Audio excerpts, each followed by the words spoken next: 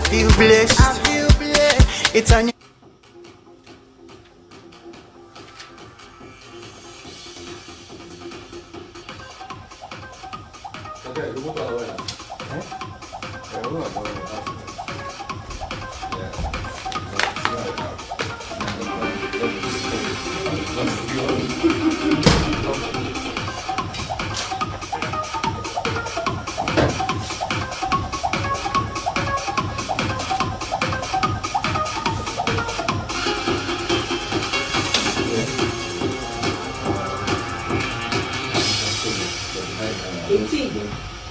What's it? 18. Presidential candidate.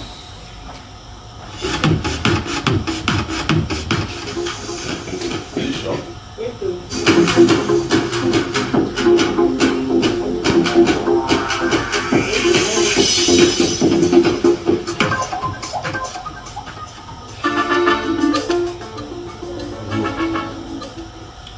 Good morning. Welcome to Meet the Candidates. This is a special feature on AIT Kakaki. It's an opportunity to have the various presidential candidates talk about their programs, their plans, and their policies for the Nigerian people. Anchoring this segment with me this morning is Shola Daisimi. Yes, a very good morning to you, viewers.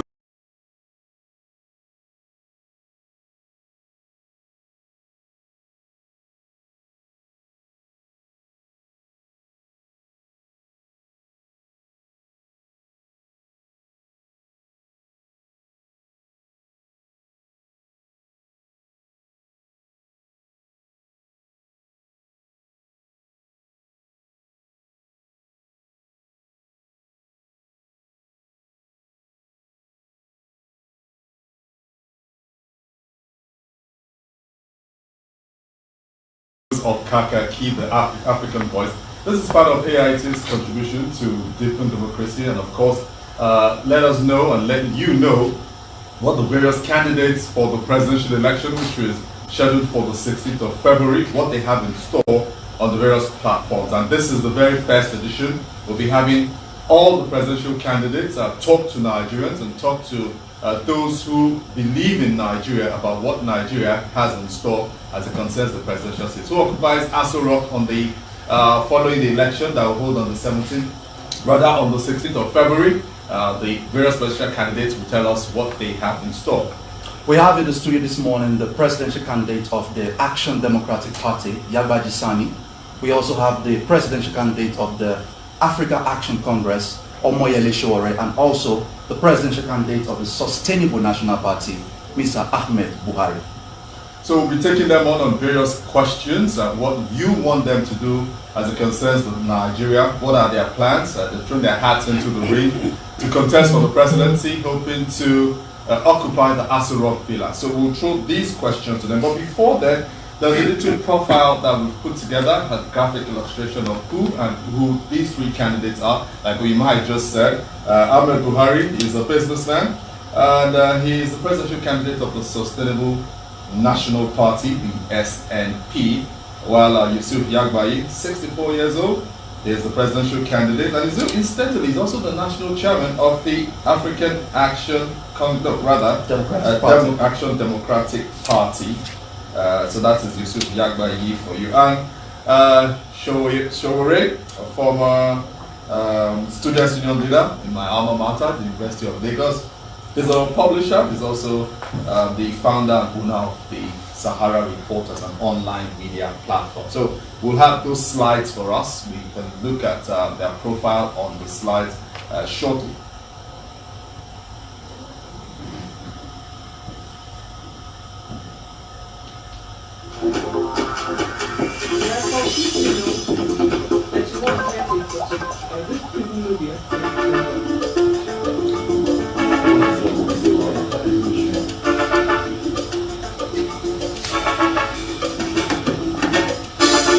Martins, can you let Larry know that the video or your son is not playing?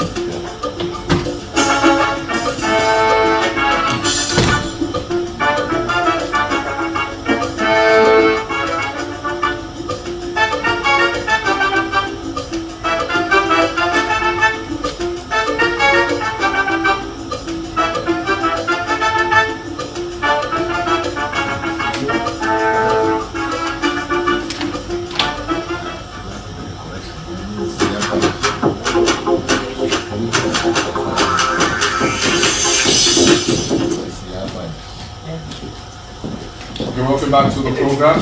It's the AIT leads the presidential candidates, and we'll launch straight into the discussion. But before then, let's just have a short profile. We showed you something earlier. Let me just say something about some of the candidates, 3 of them we had here this morning. Engineer Yusuf Yagbaji was born on the 1st of July 1954 in Dida, local government area of Niger State. He had his early education from 1961, his primary school in Dida, Niger State. And after primary education, he attended secondary technical school in Kotangura from 1970 to 1974. And he began his career in Nigeria's oil services sector with the NNPC. He was a depot chief of the depot in Kano from 1980 to 1983. And later, he threw his hat into the ring as a politician. Ahmed Buhari of the Sustainable National Party is a 38-year-old Lagos-based businessman. He is the CEO of Skylar Inc. He is from Kontagora, United States. He has degrees from the Federal University of Technology and Cavendish College, London. Okay, Omoyele Sowore is from Ondo State, Ilaje to be precise, and he was born in the Niger Delta region of the country. He is a founder of Sahara Reporters. He went to the University of Lagos. In fact, he was the student union leader at the University of Lagos. And he earned a degree there before he went to Columbia University in the US. And then he lectures at the City University of New York and the School of Arts in New York. He's a prolific writer, he's a public speaker, he's also a human rights activist. So these are the 3 candidates we have on Meet the Candidates this morning. So, you mind? Let's take it up. Yes, we want to give the candidates an opportunity to make opening statements about their plans, the trust of their campaign, their policies, and what they have for Nigerians. First, we'll start with Yagbaji Sani of the AIT. Okay, good morning, Nigerians. It's a pleasure to be here. I know this is a historic event that we arrived the 2019 election, and for Nigerians to know who is aspiring to represent them in NASCO. I believe that Nigeria has come to a point where urgent intervention is required because we cannot go back to the status quo ante, meaning that we can't go back to the era of GDP, and we cannot also continue with the status quo that we have today, which means we cannot continue with the administration we have in place today.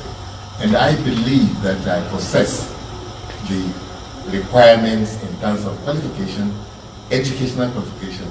By the way, I also went to Columbia University in New York, and I also attended some programs in Harvard Business School to add to my profile, because you did mention that. And I believe that also prepared me to face these peculiar tasks of rescuing Nigeria politically, economically, and socially. Because in Nigeria, believe you me, we have so much deficit in even the basic 5 requirements of a human being to exist on this planet Earth. That is the biological needs, meaning that the issue of food, the issue of shelter is a challenge to an average Nigerian. The issue of safety is a challenge, to an average Nigerian. The issue of love, the sense of belonging, the government, the administration we have in place does not portray an administration that encompasses all of us. The issue of somebody being able to aspire to become whoever they want to become in this country. You can't stand an election and hope to win even after the votes have been cast for you. So I believe that this country, being a country with the promise of the natural endowment, which is abound everywhere you go in this country, any state you go to, you find something that can make that state independent and can in fact make the whole nation independent. This is a nation that has the promise of greatness, and the only thing, the challenge we have, the distant link between us and that greatness is leadership. So what I'm saying is that a country with this young population that are educated, intelligent, that when you give us opportunity outside this country, we excel. We become either number 1 or a very good number 2.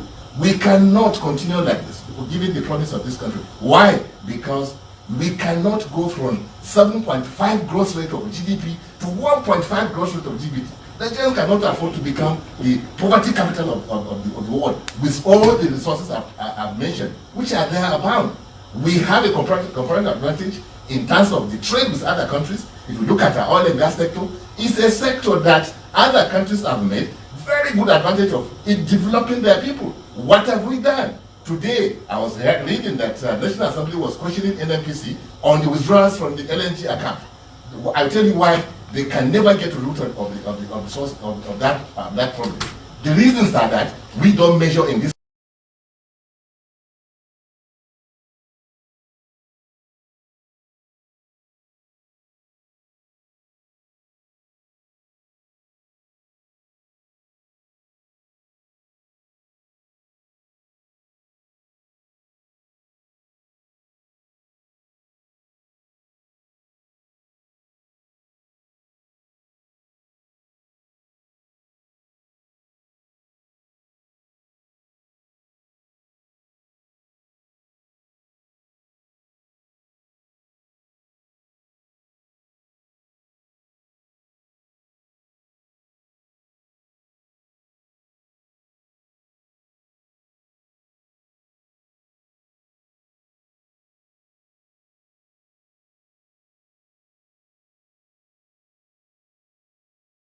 country, we don't monitor in this country, we don't control.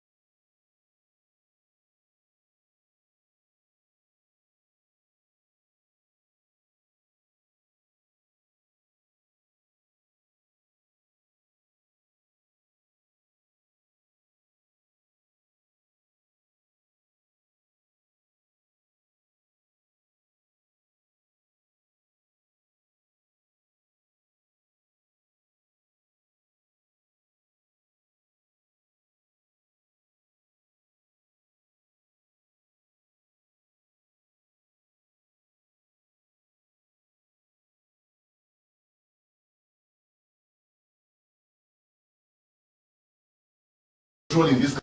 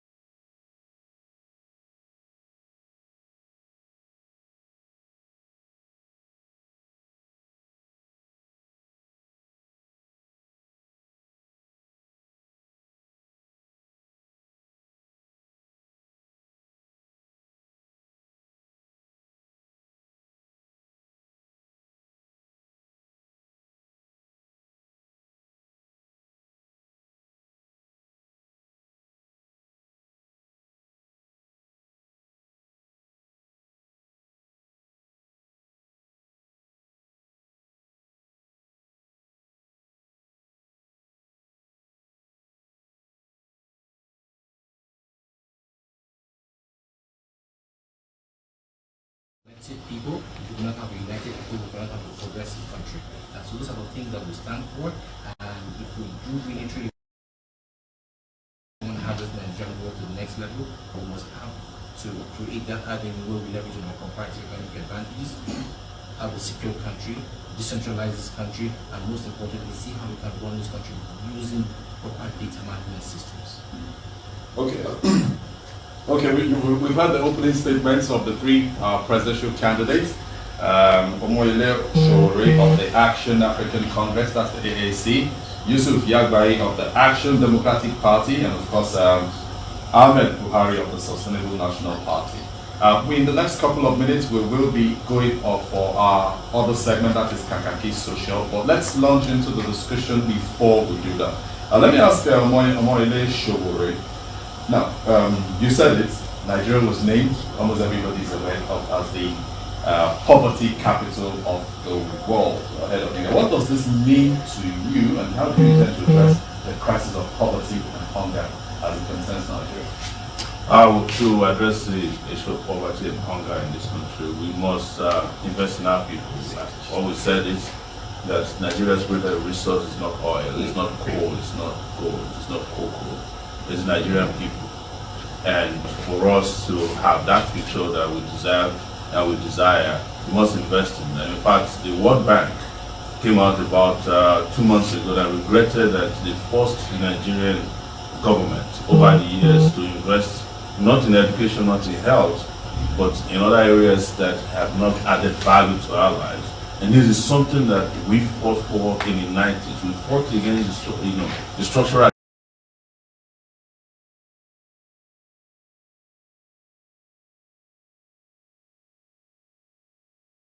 adjustment program. We fought to have this country invest in education. In fact, as student leaders, we had what we call ACARET, Academic Reform, which was the first, best ever program that would have brought about education across the board that would be free, affordable, and available to all Nigerians. So for us to do this, we must do a few things very quickly. One is that we must provide for this country and our people power, electricity, energy. We must make Nigeria secure for Nigerians who are living within Nigeria, for Nigerians who want to come back home, or for anyone for that matter who want to work within the Nigerian space. And we must invest in food security, agriculture, not the subsistence agriculture that we are practicing today, not agriculture of propaganda of, you're talking about rice mills closing down in Malaysia and Singapore, whereas you don't have anyone popping up in Nigeria, but you say that you are producing rice when there are no rice mills in your country. So for us to be able to secure a future for the people of this country, you must start sending our children to school. 13 million of them are out of school who can't even make it to primary school. You're not talking about secondary school, you're not talking about the fact that there are not enough spaces in our university to absorb active young people who want to go to school. And finally, it's also important that we understand that when you train, you send people to school, you provide them jobs, and that is what our party plans to do by first and foremost providing 5 million jobs through 3 critical intervention areas. We're talking about power through renewable energy, where we want to move the power sector production from 3,000, miserable 3,000 megawatts of electricity today to 24,000 immediately.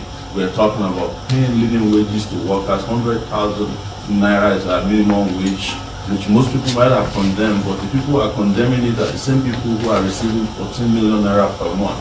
Per month. You know what it takes? It takes about 35 years for a Nigerian worker earning 30,000 naira per month to earn the salary of the Nigerian senator. But the senators are the ones who are complaining, the governors are the ones who are complaining, not the people who are at the bottom, scraping the bottom. So you say you have a question for that? Okay, so Sowore, you need to hold your thoughts there. We will now go for our Kakaki Social, where Nigerians talk to Nigerians on social media, and AIT brings their views to you. So Olimai will take that up, and we'll come back on Meet the Candidates.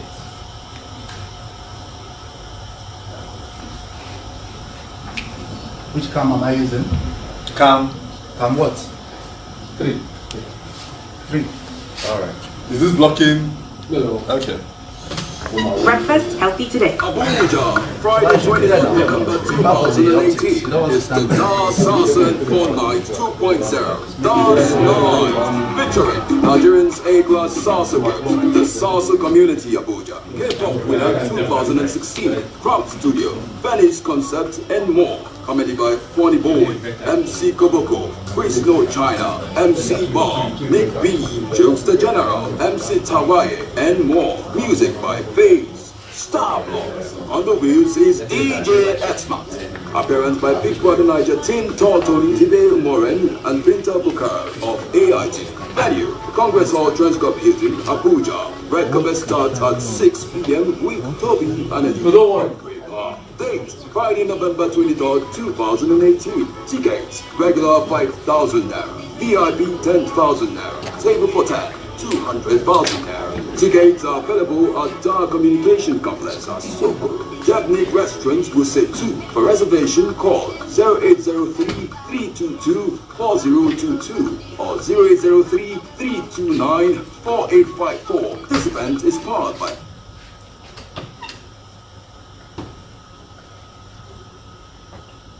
Okay, it's time for us to find out what Nigerians are saying on social media. Thank you, Shola. Good morning, welcome to Kakaki Social. On this segment of the show, we spotlight the issues that shape conversation in the Nigerian social media. I am Ohimai Amaize. So what's trending this morning? AIT is trending. Kakaki Social is trending. Your presenter is trending on social media.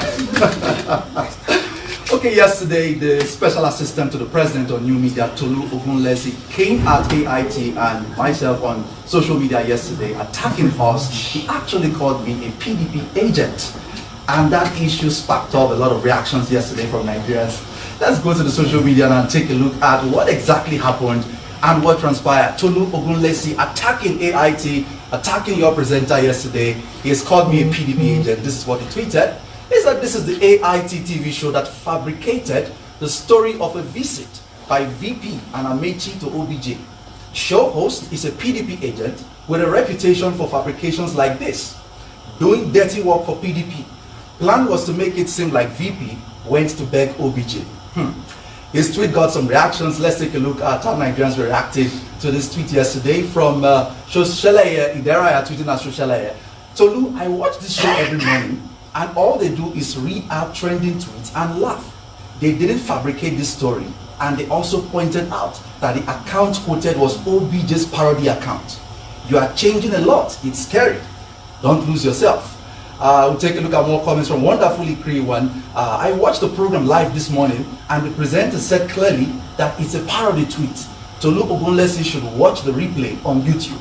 Nigerians reacting to this issue yesterday from Ima Ikume. They reported it on AIT because it was trending online.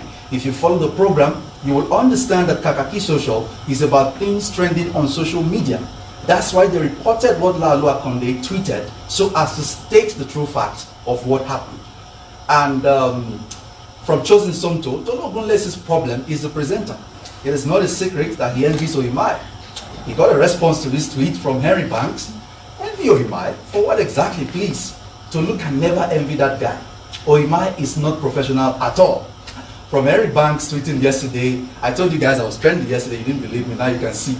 Olawumi95 tweeting said, and you are a professional, right? Mr. Fix Nigeria is the only presenter out there actually showing to the leaders, Nigerians and the world, how the people and common Nigerians feel about the ruling class, and lets us know what is trending. Of course, you recall that yesterday we brought you this issue of the reported visit of the Vice President Yemi Osinbajo to Ota along with the DG of the President Buhari, Scampe Rotimi Amechi. This issue was trending in the Nigerian social media. It was not fabricated by AIT. It was not fabricated by Kakaki Social. There was a report on Daily Post which stated exactly what we reported yesterday. This is the story on the website of Daily Post, published November 21st, 2018, as you can see. Osinbajo Amechi meet Obasanjo. Let's take a look at the next slide, which captures details of that report. As you can see, images have emerged of the meeting. Vice President Prof. Yemi Osinbajo and Director General of the President Muhammadu Buhari Campaign Organization, Rotimi Amechi, held with former President Olusegun Obasanjo. Still in that report from the website of Daily Post, the meeting between the duo and ex-President Obasanjo was held in Ota, Ogun State, behind closed doors. This was Daily Post reporting. a Nigerian online newspaper with a verified Twitter account reported that story. So this was not fabricated at all by AIT or Kakaki Social. Now let's go on and take a look at this issue, which we need to really clarify right now. We don't fabricate stories on Kakaki Social. We don't generate comments on Kakaki Social. The idea of this show is basically to show Nigerians what people are saying on the social media, comments about various issues that are trending, and on this show, President Buhari, issues about President Buhari have been portrayed on this show. On Kakaki Social, issues about the PDP presidential candidate Atiku Abubakar have also been presented on this show. So we don't actually know where this is coming from. We are not partisan at all. This is a show that the idea of Kakaki Social is just to show Nigerians what people are saying on the social media. So we don't fabricate comments. And we go on and take a look at this issue that also trended yesterday. Obasanjo asked AIT to retract false report of meeting with Oshibajo in Ota. Of course, we treated this issue yesterday as a trending issue on the social media. Of course, that was a report on Premium Times. Mr. Obasanjo, in a statement by his media aide, Kehinde Akinyemi, on Friday, said the portrayal by AIT was false and also demanded an apology for Mr. Oshibajo for the embarrassment it might have cost him. He expressed disappointment in the station's failure to verify the fake Twitter account before airing it on the station, stating that he was in Sokoto for the Zero Hunger project at the time the false news was aired by the station. Quoting that statement, the media aide of former President Obasanjo, it is a fact that severally the former president has dissociated himself from owning any social media accounts. Therefore, it is highly disappointing that such sensitive Twitter posts would be allowed to go on air without verification by the African Independent Television AIT, Mr. Akinyemi stated. But the truth is, did Mr. Akinyemi actually watch Kakaki Social yesterday? We stated clearly that the tweet we read of the former president, Olusegun Obasanjo, was a parody tweet. This is a footage of what happened yesterday on Kakaki Social. Let's take a look. Details of this report. Images have emerged of the meeting Vice President Prof. Yemi Oshibajo and the Director General of the President Muhammadu Buhari Campaign Organization, Rotimi Amechi, held with former President Olusegun Obasanjo. The meeting between the duo and ex-President Obasanjo was held in Ota, Ogun State, behind closed doors. Daily Post reports that the meeting held hours before the book launch of former President Goodluck Jonathan in Abuja. Media people were not allowed to cover the said meeting. This is Daily Post filing this report, claiming that the former president met with Yemi Oshibajo and Rotimi Amechi in Ota before he attended former President Goodluck Jonathan's book launch on Tuesday. But let's take a look at how this generated some talk. These are the photos from that meeting. You can see the DG of the Muhammadu Buhari campaign, Rotimi Amechi, shaking hands with Obasanjo there. This is the image we saw before, and comments already. Chief Olusegun Obasanjo tweeted at Chief_Obasanjo. Well, it's not Chief Obasanjo. This is a parody account of the former president. Twitter said, yesterday, the Vice President of Nigeria, Yemi Oshibajo and Amechi, paid me a visit to seek for my support ahead of 2019 general elections. Despite the innuendo that I'm no longer influential as regards Nigerian politics, I don't know why they're still rushing me. These are not the words of Chief Obasanjo. That's a parody account, just so we're clear. And then from... Okay, so what's really the furor about, we stated clearly yesterday that it was a parody account of the former president, and I think media aides to people in high places need to apprise themselves with how the social media space works. On Twitter, parody accounts exist. Her Majesty the Queen of England has a parody account in her name. This is the parody account of the Queen of England at Queen_UK. It has 1.5 million followers. Twitter allows users to create parody accounts, and as long as they clearly state that those accounts are parody. And we stated clearly on the show yesterday that it was a parody account, and on the bio of that account, it was also stated clearly that it's a parody of the former president. And if you look also, President of the United States, Donald Trump, celebrities, organizations across the world have parody accounts named after them. So this is Donald Trump's parody account. It has 87,000 followers. Twitter would not shut this down because it is clearly classified as a parody account. It's part of the Twitter rules and regulations. So media aides, before they issue statements on behalf of their principals, need to know these things. So this is the parody account of former President Olusegun Obasanjo. It's clearly stated, not Chief Dr. Olusegun Obasanjo, parody. And we did not make that mistake of attributing it as the words of Chief Olusegun Obasanjo, the former president. We stated clearly yesterday on the show that this was a parody tweet. And like I said earlier on Kakaki Social, the idea is basically in a light-hearted manner sometimes to present to Nigerians issues that are trending, what people are talking about their politicians, things people say about Atiku have been said here, not so complimentary things. Things people say about Buhari have been said on this show, not so complimentary things. It's the way social media is.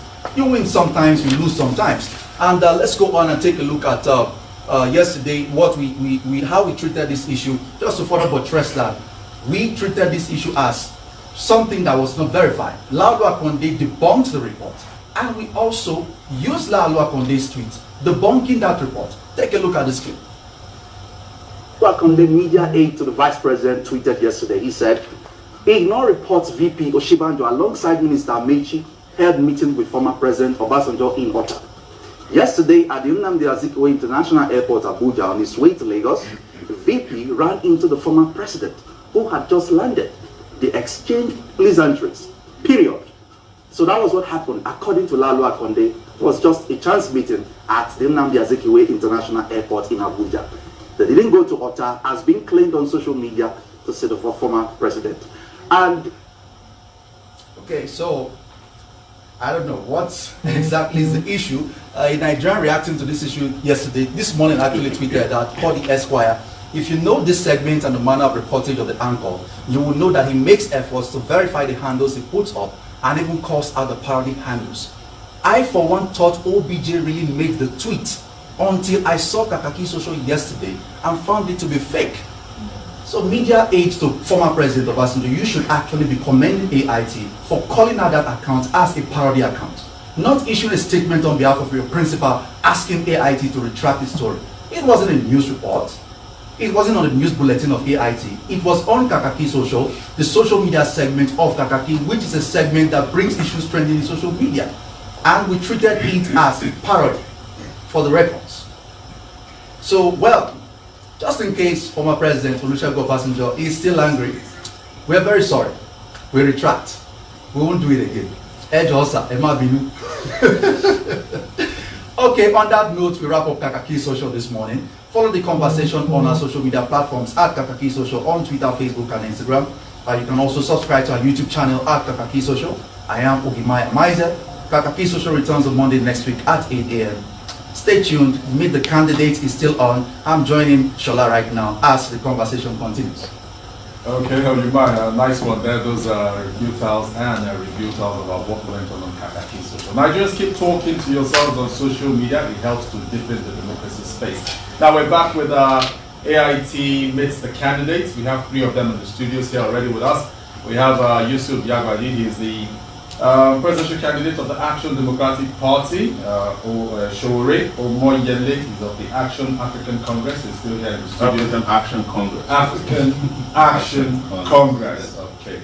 And Ahmed Buhari is also here. He's of the Sustainable National Party, the SNP. It sounds like a Scottish National Party. Anyway, he's schooled in the UK, and I'll take my next question to him. So, Ahmed, you have a name that is similar to that of the incumbent in Nasirah. How have you handled this? Well, I remember when we started, a lot of people said, we started with my nickname on social media, which is Ahmed B, and a lot of people said, look, you better use your real name because it's going to come hunting later. People might find out your real name is Ahmed Buhari and start saying, why did you go with a different name? But overall, we like this kinds of discussions because Nigerians have got to separate themselves from how they would normally stereotype people based on names, based on ethnicity, based on even the faith that they practice, and understand that every individual stands in its own realm and you should treat them as individuals, not as what you perceive to be a collective. So it's there.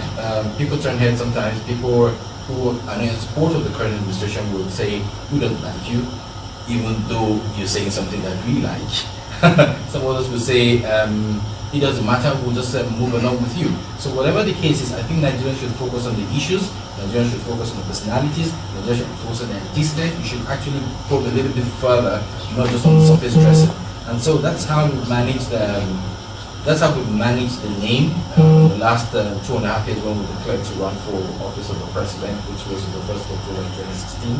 And we're glad that we're still able to sustain this with all the support groups that we've had moving on to the 2019 general election. Okay, so Ahmed, you run a business, you worked in the corporate world. Right. You're 38, that's actually, again, that's a wrong assertion. I'm actually 40. 40, okay, Yes. okay, good. So, how do you think we can get out of that tag which we have now as a nation about being the poverty capital of the world? How do we drive people away? First of all, I've seen those reports from the World Health Organization, from UNICEF, from other organizations that are international, and I think it's a disgrace upon Africans and particularly Nigerians, because these reports always come from outside the country, outside the continent.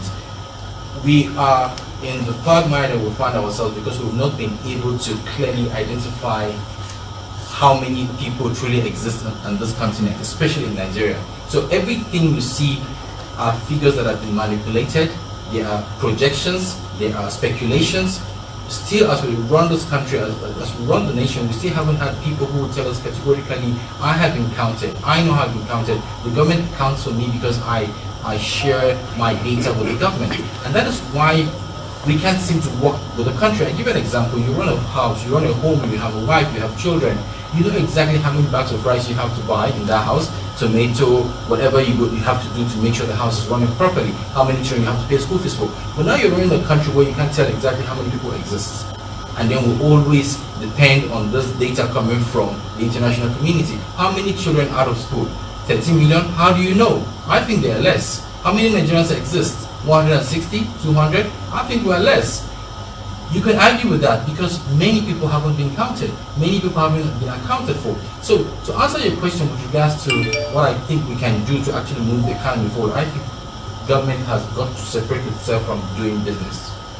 Government's responsibility is to ensure that it puts in place rules, guidelines, and checks and balances to ensure that the private sector is doing exactly what it should do according to the laws of the land. But when we seem to have a government that in every single segment has got it becomes a competitor with the private sector, you can't move forward. The only way you can drive the economy, the only way you can increase jobs, the only way you can reduce unemployment is to ensure that you allow the private sector to thrive. And the only way the private sector can thrive is to ensure that there is power, is to ensure that you have you don't have stringent policies that undermine the progress of this private sector. Is to make sure that you create an enabling environment where foreign investors can come in and say, okay, fine, we can do business in this country. And most importantly, we must understand that before Nigeria can function properly, we have to decentralize. And decentralization goes beyond people talking about pulling sections of this country apart from each other, but we're talking about ensuring that the different institutions that you have in this country are being pushed to the state government. The people need to know who to hold accountable should anything be falling short. Okay. That is why we're not able to run this country as efficient as we should. Okay, thank you very much, Mr. Buhari. Now to Yawaji Sani, what is going to be your plan to move Nigeria away from this current situation where we find ourselves as the poverty capital of the world? Thank you very much. I think Nigeria, like I said, is a promise of greatness, on the continent of Africa. And how do we get there? How we become the promise of leadership in the world, not only in Africa itself, is because we are blessed. We have those things that other countries who have less, maybe less than 10% of what we have, and today they are being described as developed, countries. What I will do, our government will address the issue, like I said, of how do we run the government itself? How do we how do we allow the population, that's Nigerians, how do we carry them along? What I'm saying is that, you see, if you have an economy that is public sector driven, there is no way, especially in a country that you have people who do not even respect our laws. People are not even. They're not even proud of this country. And unfortunately for you, you have them at the ends of affairs. When you take these jumbo laws that will turn us to be slaves in a few years' time, they share the money amongst themselves. So our government will come and drive this economy to become a private sector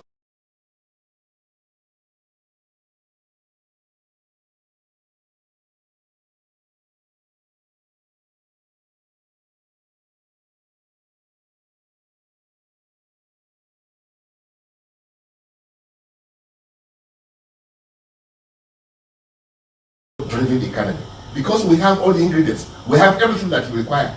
Take for instance, I kept talking about the oil and gas sector because even a private company will look at its cash cow and see how do I manage that cash cow so that I can use whatever I'm getting from that cash cow to develop the other segments of my business. The same thing in a country. You don't joke with your comparative advantage in terms of international trade.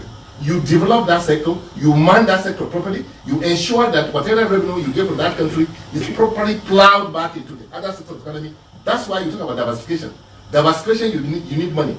Diversification does not mean you should go and take jumbo loans. You can use your own internal generated revenue if you now properly arrange, the operation of your sector that has an advantage with other countries. For instance, in the oil and gas sector, why are we not refining our crude oil and gas in this country? Why are we exporting jobs to other countries that have already, are developed? You're asking that question. Other countries are thinking of, like Ghana. Ghana is thinking of refining everything they produce in terms of crude oil within, and they export refined products. In Nigeria today, we have people that have taken us to be fools.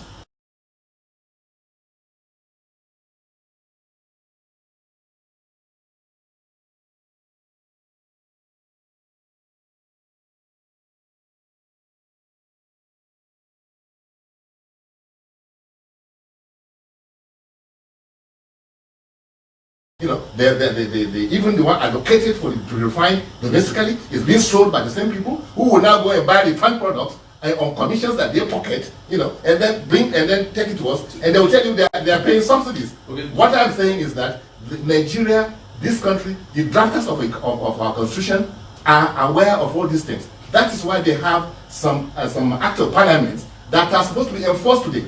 You ask yourself, a country is only as strong as its regulatory agencies. Our regulatory agencies in this country today are the weakest that you can ever find anywhere in the world. You worked in the NNPC. Sorry Yes. to interrupt you there. Yes. And as an engineer, Yes. do you think NNPC should be maybe wholly privatized? You see, when you talk about privatization, I will say yes and no. Yes, if you are bringing foreign investments, if you are not giving it to yourselves, who have no knowledge, who do not even like this country, if you are selling NNPC to yourselves, I will say no. And I would rather say, why don't we go for commercialization? Why don't we open up this NNPC, invite direct foreign investments, so that, and the management also, not only foreign investment, so that they can come with their money and management and run this enterprise for us. It's not a Nigerian oil and gas sector. Is not a Nigerian enterprise. It's supposed to be run as you have what you call international best practice. If you don't do that, you cannot account for. Today, we don't even know how much we are producing in this country. We don't know how much revenue is coming into this country. CBN does not have a tracking system to tell us how much of export of crude oil that has been sold 90 days that's supposed to be in our account. CBN does not have it. I'm challenging them. Let them tell us. So the point I'm making is that we have to grow, jobs in this country, and the only way we can do it is when you grow your GDP. How we can grow our GDP is to make activities in this country to be high. Your currency is only as strong as your productivity. Okay. Productivity means you have more jobs.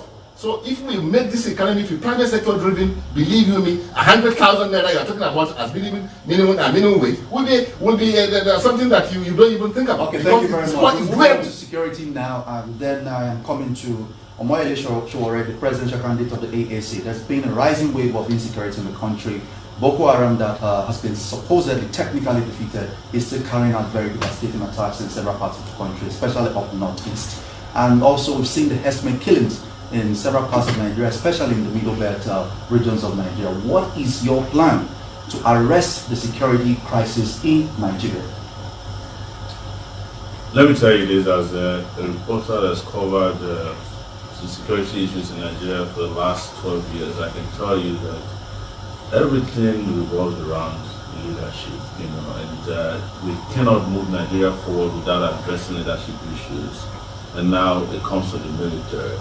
And quite honestly, with due respect to this gentleman to my right and left, the issues at stake are so high. I wish that AIT was honest enough to bring the likes of Buhari, not this Ahmed, but Muhammad Buhari, to my left, and Atiku to my right, and I heard is your candidate at AIT. I know you are denying, but you guys are very PDP-ish. Everybody knows that. That's not correct. It's true. But let me say that the stakes are so high. We should be debating with people that are not shielding them. These are the people that we need to really discuss the issue of Nigeria. But they are the ones who have failed us.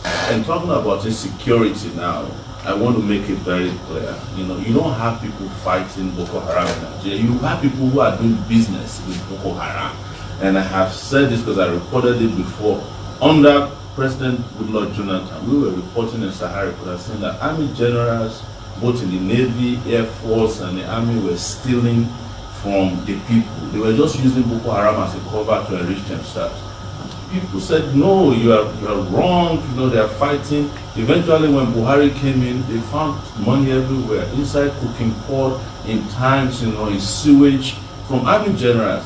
When they did the investigation up to the army, when it reached people who were working in the government, they shut down the investigation. When it reached the former army chief of army staff, Damba, who is now Minister of Interior, and when he reached the current chief of army staff, they shut down the investigation. We are deceiving ourselves in this country. The same thing with kidnappings, the same thing with armed robbery, the same thing with the herdsmen. Anytime you see a security issue become a national embarrassment in Nigeria, somebody is benefiting directly from it. So how did you? That's what I'm saying. I'm going there directly. I made a proclamation. Now, one of the things we need to do, that a serious president will fire all these army generals. I'm serious, and that's one of the things I'll do as soon as I become the president of Nigeria next year, and bring in, you know, cadre officers who can manage the war. I met with an army captain who said they can eviscerate Boko Haram in 1 month because the forest there has been surrounded for years. So each time they want to move towards Boko Haram, somebody says in Abuja, don't go. BBC even reported it, that there was a time they had Shekau within range to kill him, and somebody called and said, hey, we are calling you up. And now, the Nigerian army that ended the war in Liberia, ended the war in Sierra Leone, has become a ragtag army that Boko Haram can kill 70 soldiers from. And we are here discussing, you know, security issue. We don't have a security issue, we have a leadership problem. And that is why we must change. I can stay here and be reading figures to you, how much we need to spend, but until you change the players, you can't win the game. And that's why we are presenting ourselves. This country has reached a point where we must make revolutionary decisions. We must change the leadership of this country. We must get rid of our political leaders and political soldiers, political custom officers, political naval officers, political air force officers who are not working in the interest of the Nigerian people. Okay, let me go to Ahmed now. Ahmed, what do you think? We've seen here, Sowore has spoken extensively about what he says he will do to, you know, the armed forces leadership. We know that. What's your take? We know. What would you do about reforms of police, the civil authorities? We know very well that there's a racketeering going on in all of this, and that is why it's an unending war. But you see, I keep thinking about two things. Should I just keep spraying the mosquito to kill it, or should I clean my environment to ensure that, you know, the mosquitoes don't come back? These things are very important for us to understand and how to separate. So we've been working very closely with people on the ground when it comes to security matters in the Northeast especially. And you know, one other thing that's happening to us as people is when this whole thing started from the Northeast a few years ago, most of us said it was a Northeastern problem. Let it remain there. But like everything that starts, sometimes you don't know where it's going to end. The fundamental problem with the Northeast is that the people have lost touch with Nigeria itself. The people do not believe that they belong to this country. And so when you see people voluntarily joining the Boko Haram, it's simply because they find solace more in the Boko Haram than with the Nigerian people. You don't have any infrastructure for the people. You don't have schools, you don't have hospitals, you don't have food, nothing is there for the people. And then here comes Boko Haram, who is probably cashing in on both sides from whoever is sponsoring them or whatever the Nigerian army or the Nigerian government is doing to actually support them. Now, what I think we should be thinking of doing is to see how we can wage this war from a different perspective. It doesn't have to naturally be a crush war. It can actually become an ideological war where we get the minds of these people understanding that we still like them. Nigeria cares for them. And this doesn't stop with just Boko Haram. It goes across the entire country. Every single segment you turn, every single corner you turn to, you find people who are totally discontented with the country. You find people who do not want to remain in this country. More than half of the people in my generation are actually sitting down today working on how to leave this country. And that is because they do not believe in anything in this country. And the moment they are able to leave this country, they become a menace. Because when they cannot leave, and they cannot live in the country, they start killing the country. People will definitely revolt. And the chaos is not just for the Northeast. You find it in every part of the country.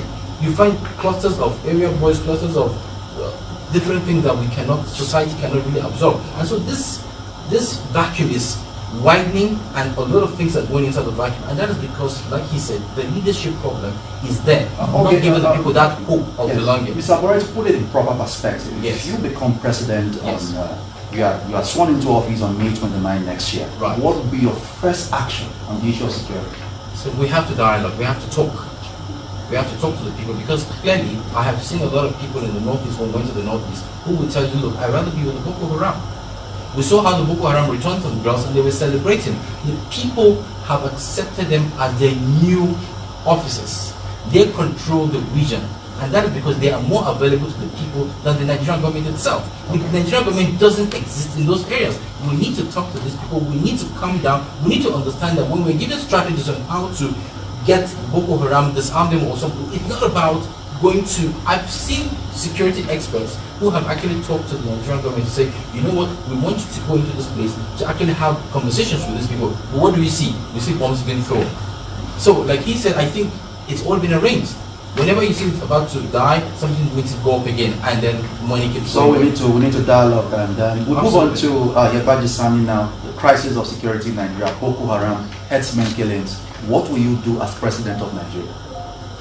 Well, in addition to the fact that we need to grow the economy so that everybody will find something to do.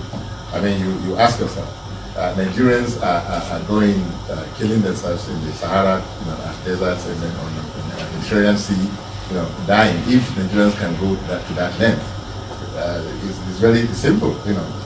If you have somebody who will just employ them and then provide, at least their basic needs for them, they'll be ready to do anything because they are dying. They know that going outside to seek for greener pasture will end up most likely that their life will not be safe. So what I'm saying, what we are going to do is, first of all, grow this economy. That's critical. Professionalize the army, all the armed forces. Engage in dialogue with these insurgent groups, and then try to see how you integrate them, to reintegrate them into the society, and then you eliminate, what you call Boko Haram or whatever other form of insurgency that you're talking about. So our administration or our government, will take as number one priority, how do we grow this economy? Because it's so can be easily done.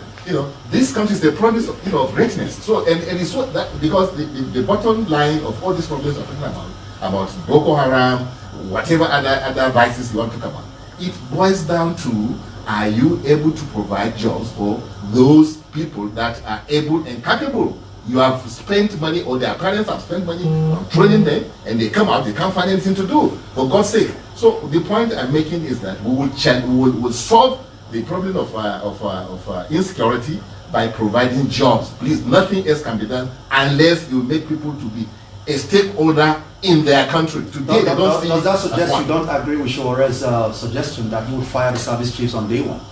Professionalizing. Maybe professionalization will mean, you may not fire. You can say you will deploy people to other areas, so that, for instance, how do you keep a service chief that has served his term? What are you saying? You are introducing disloyalty in that system.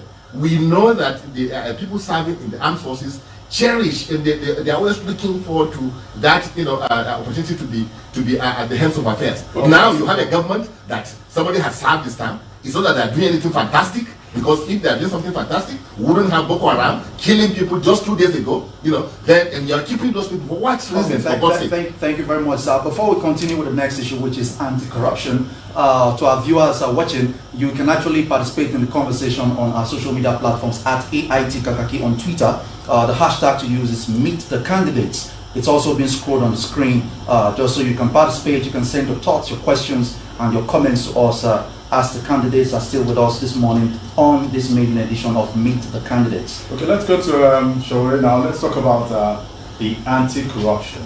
What's your perception of the state of this menace in Nigeria as we speak? And what would you do to ensure that corruption is lifted?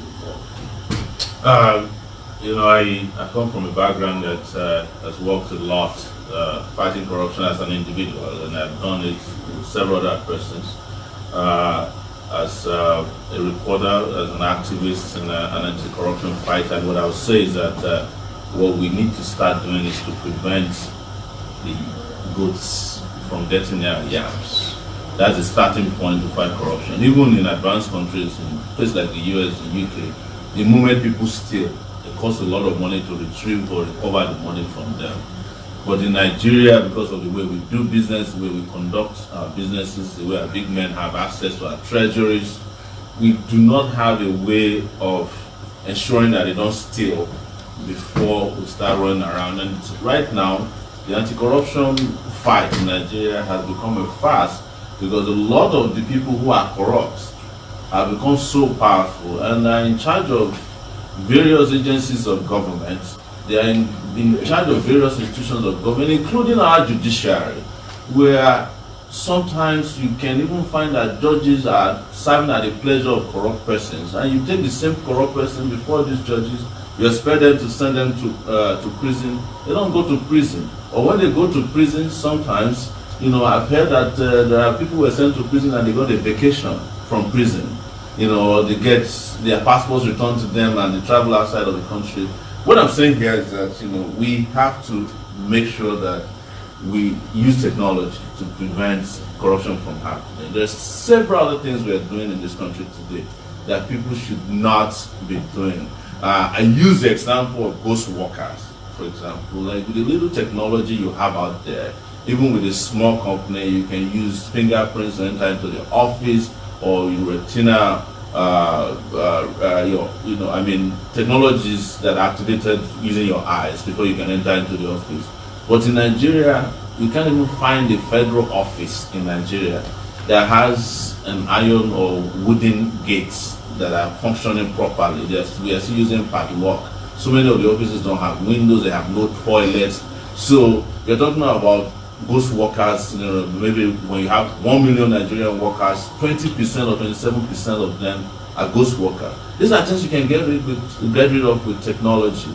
Even our purchasing processes. I use an example of universities who go out and give contracts to people to buy them laptops. When you can actually, universities are the places where we buy the best laptops from, where I teach the School of Visual Arts in the US. Anytime I need a laptop, I go to the university store, that's where you can buy. But in Nigeria, universities still give out contracts to contractors who buy them, things that they could purchase over the internet or online. So it's the function of how you use technology to get rid of corruption. It's the function of how you then ensure that people who are referred to as goats, or we know as goats, don't have access to your yard. And most importantly, then you go to deterring people who are thieves. Okay. We cannot continue, for example, giving awards, national awards, to people who are known to be corrupt, or you give them positions, or you call them elder statesmen.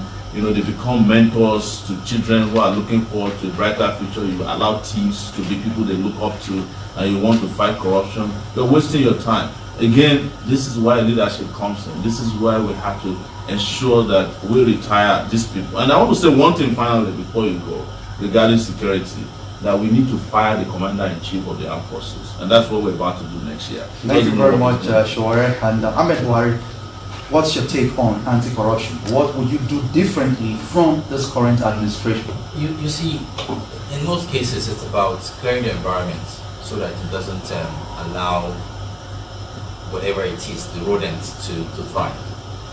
Now, there are two things that make this corruption thrive. The first part is, how do we appoint people, or how do people emerge when they run for political office? The reason why Nigerians do not really fight corruption collectively is because we do not really take part in the process that gets us the elected officials in the first place. I keep letting Nigerians understand that each time a politician comes to you and gives you money because he's running an election campaign, be sure to understand that when he gets into office, he's going to recoup all of that money at an interest rate that only he can determine. and at a return of investment time that only we can determine. So when he gets into office, his first assignment is to see how he can recoup all of the money he got, whether from godfathers, whether from his own pockets. But the reason why he gives this money is because the electorate that he's trying to rule with his nice ideas are still saying, find us something. So you cannot see the people able to go and fight and say, you are actually stealing our collective resources, because they have actually eaten part of it. Now that's the first problem. The second problem has to do with proper data management systems. And when we talk about proper data management systems, they help us fight everything across board. From the people that influx this country through the porous borders, who will come into this country and we don't ask them why they're here, how long they intend to be here, when they intend to leave, how they infiltrate our system, and we cannot even understand who is in Nigeria and who isn't in Nigeria anymore, when the infrastructure that you try to provide for Nigerians because you think there is a certain number cannot suffice because the actual population of the people in the country is beyond your expectation. Now, with the civil service, we've seen where a lot of African countries have actually adopted that standard, where there is no permanent staff in the civil service. Your promotion, your demotion, your expulsion from the civil service is dependent on your performance. There are KPIs that are put in place to ensure that these individuals live up to expectations, and failure to do so, they are being pulled out from the system. So what we're looking at is, if we do not have those proper data management systems that will ensure accountability, transparency, and efficiency, you cannot have a thriving civil service, you cannot have a thriving people, you cannot have politicians who will say, okay, this is the budget and this is exactly how we spent it. At this time, we should be able to sit down here and say exactly what the budget was for, how it was spent, and Nigerians will understand and relate with it. But Nigerians do not want to relate with it, because we are also part of the problem. And this is very important, because the electorate, on the other hand, are waiting for you to appoint somebody from their own jurisdiction, their own locality. And I hear people say they did not appoint anybody from my local government. How does that affect your life? If somebody from your local government has been appointed, are you trying to say to me that it will make him become more efficient? I think it's because Nigerians would want to go and meet that particular person and say, give us something. But what we should be focusing on is not whether the leadership is picking people from a particular part of the country. Our focus should be, are these people competent? And when they're incompetent, that is when we should raise our voice to say, you are falling short in your delivery. Okay, let me go to the presidential candidate of the Action Democratic Party, Yusuf Yagbayi. The clamor is on now. Restructuring. What is your take on restructuring? Well, my take is that the structuring in the 21st century economy is supposed to be an ongoing thing. It's not something you stop and say, let's gather people to have conferences, and then after that you don't do anything with the report of the conference. You have a law, you have a constitution, which is a living document. This constitution can be amended at any point in time when you elect the right people to represent you at the right places. What am I saying? We have what we call concurrent list. We have what we call the decision list, of everything that happens in this country in our constitution. It's a matter of taking from one list to the other, and then going forward, you now have whatever changes that you require, also in your polity, in your economy, in the way we interact with each other. Everything is in that document called the Constitution.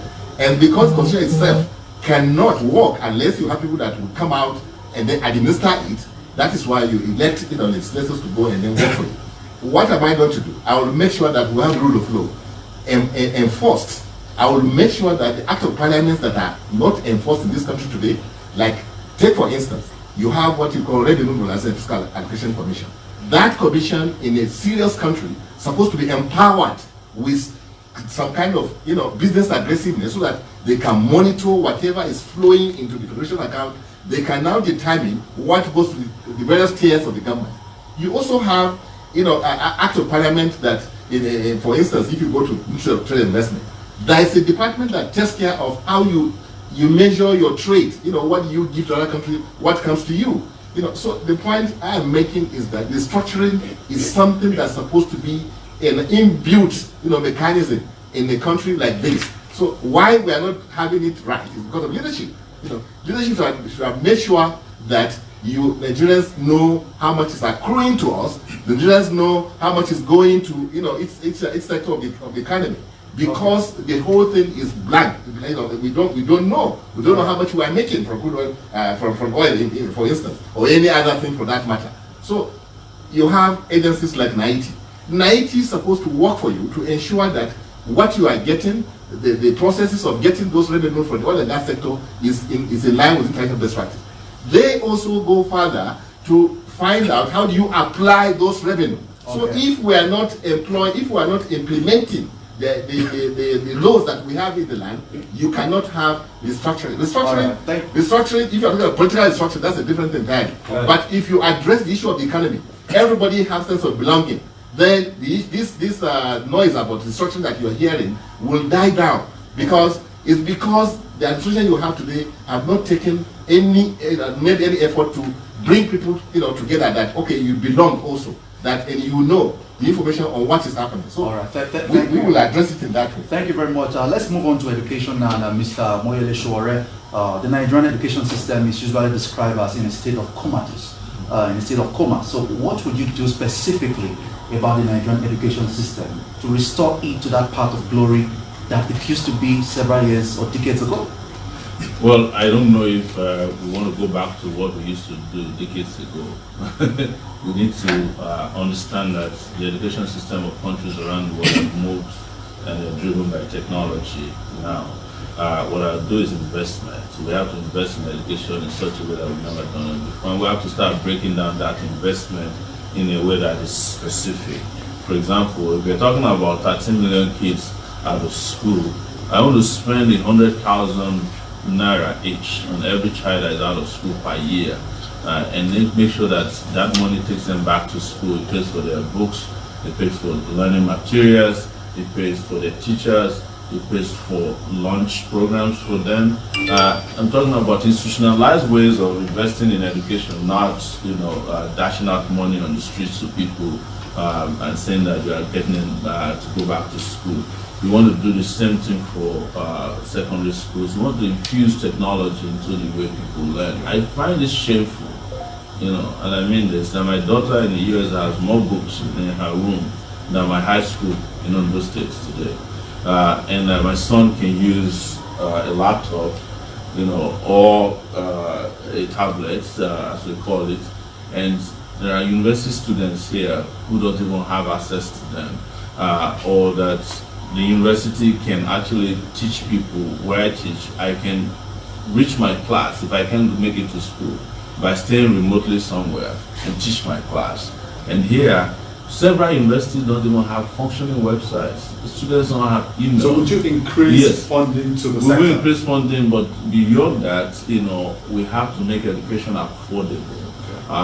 People talk about public sector driven economies. It doesn't work like that. If you don't invest in your people, you won't have a public sector, private sector. I wanted to say private sector driven economy. You can't have a private sector that is not operated by sharks, and that's what we have in Nigeria. So you want to give as much, or in fact the best. If I didn't have free education in 1980 to go to secondary school in Ondo State, I'll probably be a palm wine tapper today. And I guarantee you, palm wine tapper will be the best tapping palm wine, by the way. But that investment that came from Awolowo's free education made a lot of impact in my life. It made a lot of impact in a lot of people's life. But today, it's the same people that shut it down that are in charge of the country. As they say in Lagos, the man who shut down the metro line came 20 or 40 years later to commission a bus station.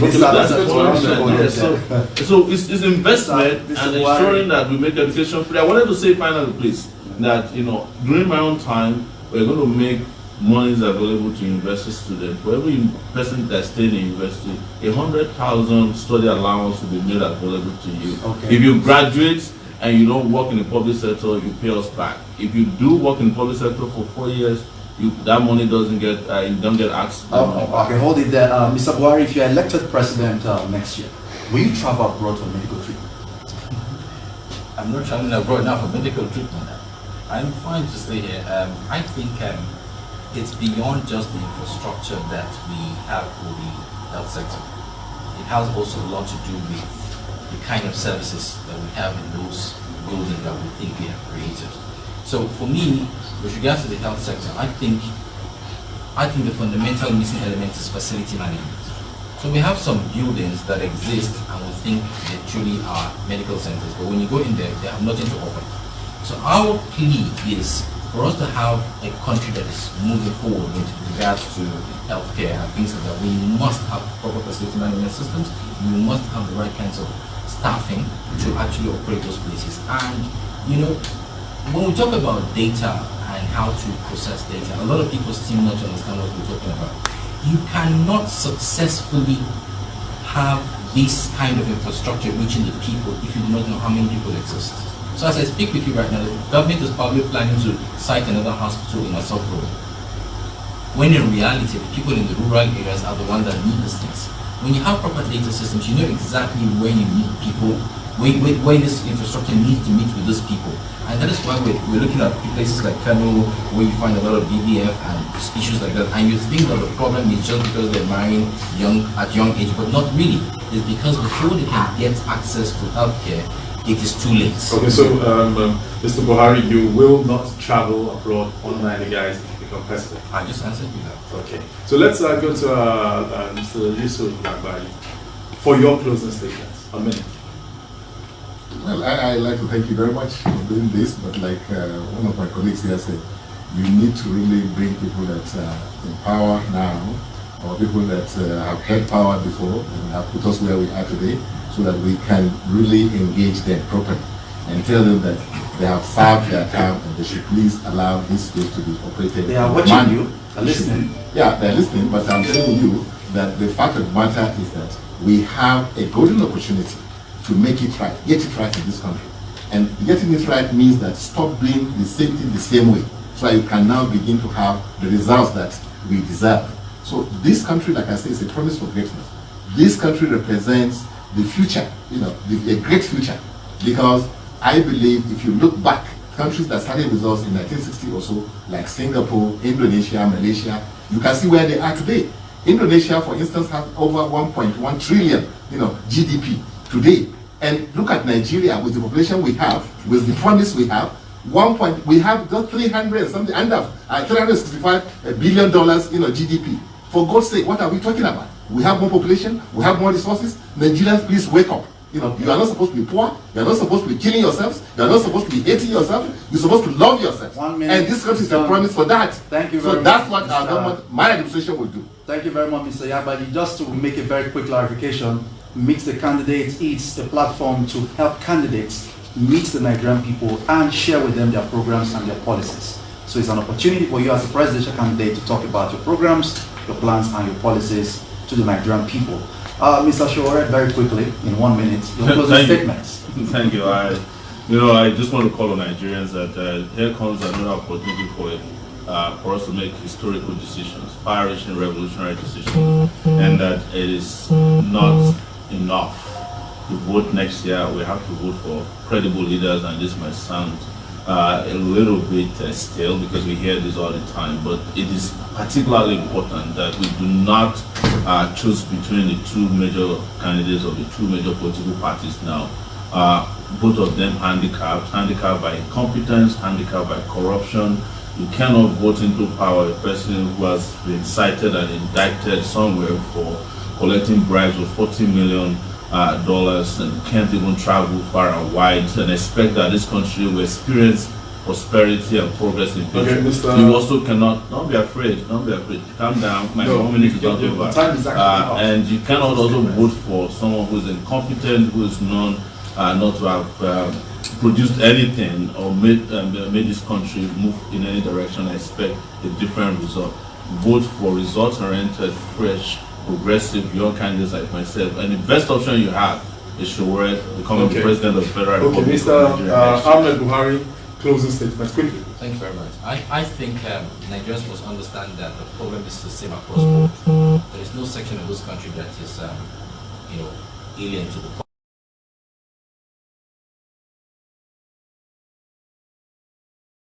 problems going on or affecting us as a people.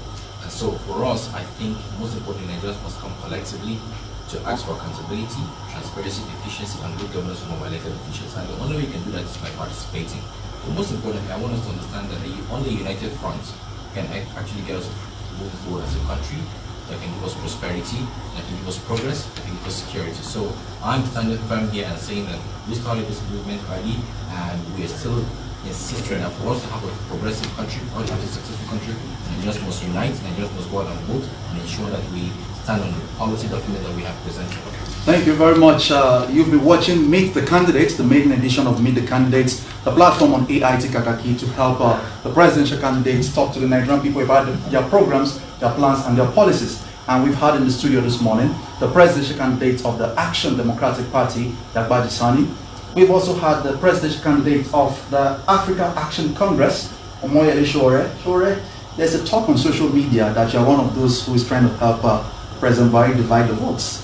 I know. I come back because I said we are pretty okay. And then we also had this morning the presidential candidate of the Sustainable National Party, Mr. Ahmed Buhari. Thank you so much, gentlemen, for joining us this morning. Thank you very much, and it's now time for us to hand you to our colleagues Salamatu Ibrahim and Chiko Dinakaize for the wrap of Friday's edition of Kakaki. But don't forget that this discussion will continue. AIT meets the candidates next week Friday. Exactly. Thank you so much. You might end Shola quite exclusive and say, well, we tell our viewers to keep their comments coming as you can see below your screen. Your views are being shown. Thank you so much for being a part of the program. We'll see you again next week Friday for another edition of Meet the Candidates. In the meantime, have a wonderful weekend. I am Sydenews. I am Chiko Dinakaize. So have a wonderful weekend. We'll see you on Monday.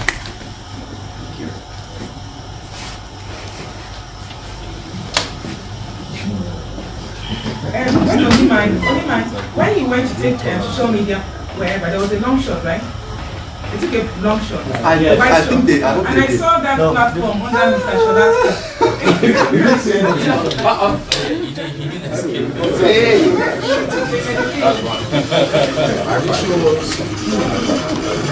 So Salai, they showed that I'm on the platform. That is not the trend on social media. And they give me 6 or 7 extra issues. Mr. Sowore.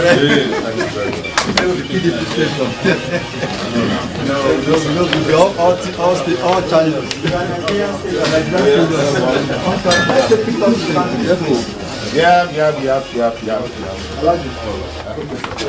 Where is photograph? Mr. Buhari, I send you. Martin, Please bring up the platform also. They don't take picture of this guy. No, let them see your two heights.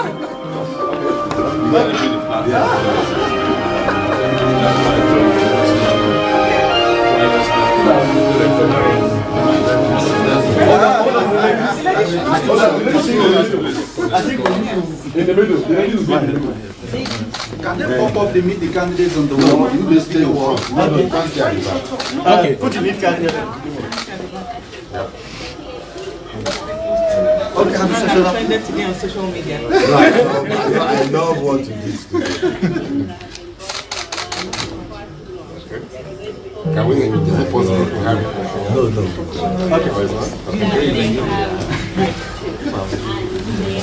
Martin, why don't you